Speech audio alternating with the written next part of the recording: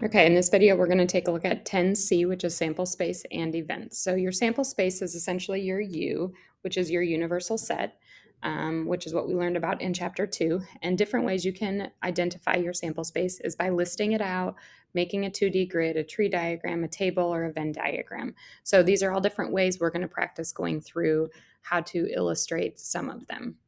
Okay, so let's just do example A here. We're going to show the sample space of tossing 2 coins, and we want to show it as a list, as a 2D grid, and as a tree diagram. So as a list, if I'm doing 2 coins, we know coins are heads and tails. So for as a list, we want to list out what my options are.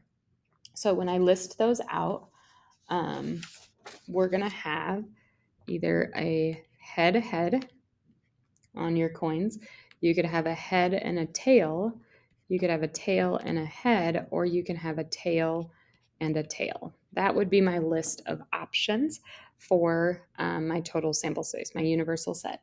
Now, a 2D grid, two-dimensional grid, is going to essentially look kind of like a coordinate plane, like the quadrants of a coordinate plane, but we're going to talk about just the first quadrant here. It's kind of like what it looks like. So your options for 1 coin would be a head or a tail. That's going to go on one side, and then a head or a tail on the other side. And then you identify what those overlaps are. So this position right here is a tail and a head. This position would be a head on the first coin and a head on the second coin. This position would be a tail on the first coin and a tail on the second. This position would be a head on the first coin and a tail. So same outcome as the list, but you're putting it in a different diagram here.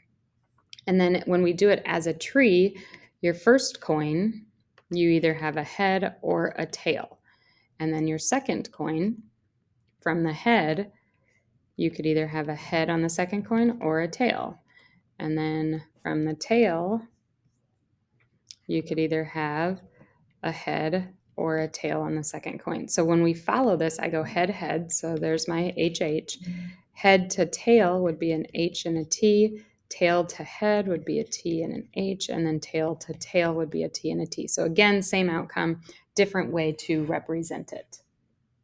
Okay, so here it says a universal set is a 6-sided die. So the first thing says in set notation, so we're just listing it out, our sample space U. So U is going to be, if it's a 6-sided die, the numbers 1, 2, 3, 4, 5, and 6. And then it says let A be prime numbers. So prime numbers, RA would be 1, 2, 3, 5.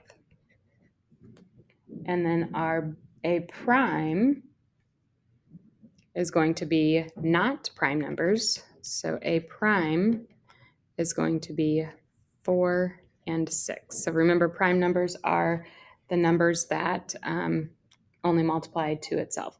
And then it says to draw a Venn diagram to illustrate this. So our Venn diagram, we have our total sample space U, and then we have our A, which is our prime numbers. So 1, 2, 3, 5. And then our A prime, so the parts that are not A, are going to be 4 and 6. And there would be our Venn diagram.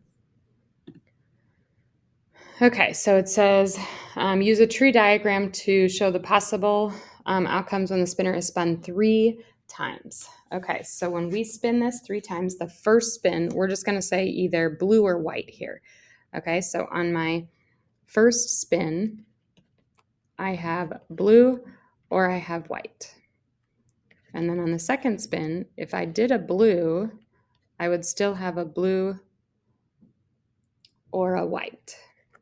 And then I would have a blue or a white. And then on the third spin, if I had a blue, I would have a blue or a white. I would have a blue or a white, a blue or a white, and a blue or a white. So there would be my Venn diagram. The next thing it says is highlight the outcome that corresponds with obtaining 2 blues. So you want 2 Bs, which means I'm going to change my color.